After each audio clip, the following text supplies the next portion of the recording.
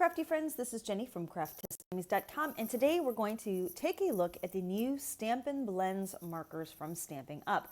These are a twin tip alcohol-based markers that are sold individually and coordinate with all of the Stampin UP colors. So if you are a Stampin UP collector, these will be great for you. Now, as it turns out, each marker is, like I said, coordinates with a color that they have already in their paper and inks, but it comes in two versions. So for example, this is the dark Calypso color, and then there's a light Calypso coral. So let's just take a look at one of the markers first off. Like as mentioned, it is a twin tip.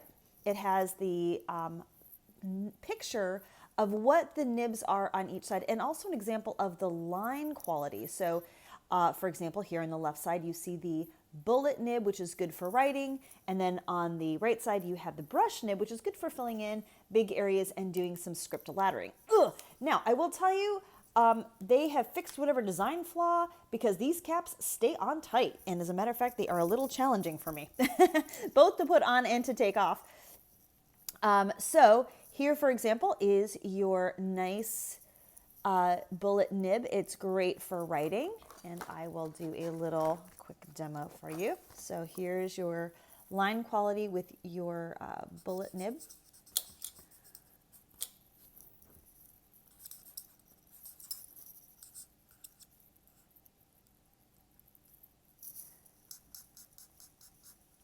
And then you also have the brush nib, and the brush nib, as I mentioned, is great for filling in big areas or doing some lettering. Now, I don't find this to be a particularly firm nib, so you can like get some effects out of it, but like, you know, sometimes when you do these things where you try and get, but once you push down on it, it really kind of, it bends under pressure.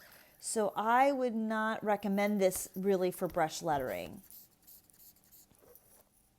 Okay, so I thought it would be nice if you could see maybe some examples of the swatches. Now, I didn't label every single color because I don't think that's really essential to this part, but what I do want you to see is how I made my swatches. So what I did first is I created one long strip of color, and then I started here and I made another strip of color, and then I started here and I made another strip of color.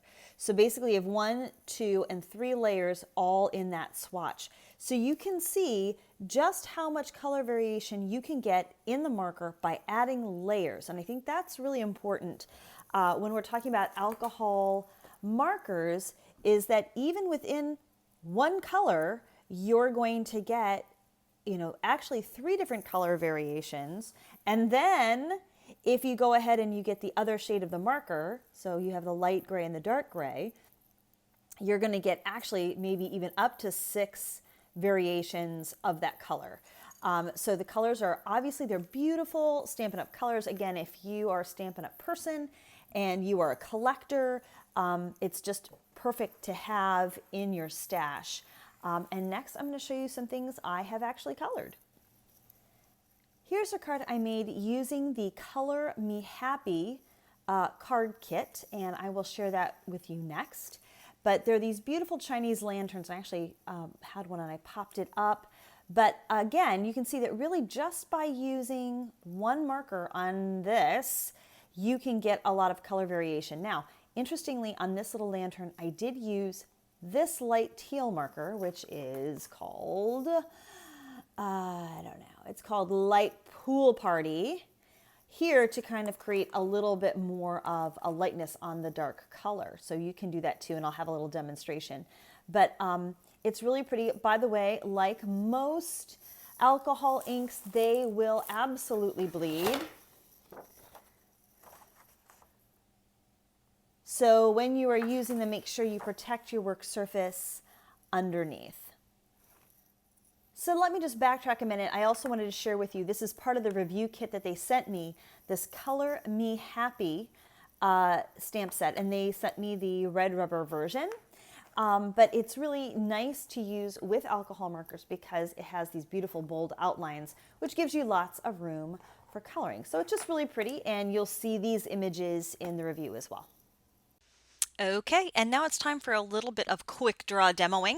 Just a reminder, you are going to want to use Memento ink. That's what Stampin' Up! Recommends, and it's what I recommend too whenever you're using alcohol-based markers. Now, for this particular coloring sample, I work from light, then to dark, and then back to light, because I find that if you saturate the area with color, while it's still wet, things blend a little bit better. And everybody kind of has their own way to do it, and I'm by far not an expert at all, but it's just the way that it works for me at my kind of limited ability. So as you can see, I put down my lightest color first. Now I'm putting down my darkest color, and I'm filling it like to the bottom third to get the ombre. Now, alcohol markers, they evaporate quickly, but it's still kind of moist. So while it's still in the moist stage, I'm using kind of that mid-tone to bridge the gap and go between all of them to kind of create that blending look. And if you remembered back in my swatches, just from using any color, light to dark, if you put in one coat, you get one value. If you put in two coats, you get a darker value, and again with three. So now I'm going back with that lightest color all over again, kind of to do my final blend. And that gives you kind of an idea of how to do a pretty basic ombre. Now, for this next section, what I actually did is I decided I wanted that ombre to be even darker, and so I went ahead and I used the gray, and I also used that on the sides to create the shadows. And by the way, when you are working in such teeny areas, you can't draw as much as you have to kind of tap.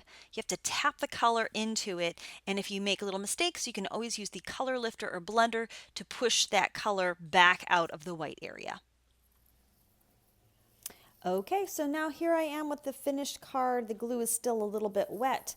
I did elect to go ahead and add a few sequins and some little gold pen accents to it just to kind of finish it off. But on the whole, I'm very happy with the ombre. I like the way the colors blend. Blending is one of those things that the more you do it, the better you get at it. So don't be afraid to just keep on plugging along and practicing. And here's one more card from the Color Me Happy card kit and stamp set. By the way, they sent me these pretty papers and they're already pre-cut, but I did all the stamping, obviously. And what I decided to do with this one is actually stamp some extra ones out and then cut them out just with scissors, because I don't know if there's a die for this kit or not, but I added a few extras and some gold tape. And again, the little gold dots are kind of like my little signature doodle and some of the sequins that came with that kit as well. So it's a really fun card kit, and I recommend you check that out as well. Thank you so much for watching. I hope you enjoyed this review and demo of the Stampin' Up! Stampin' Blends Markers. Please check the cards and end template to see other related coloring videos. Thanks again for watching. Please like and subscribe, and as always, have a crafty day.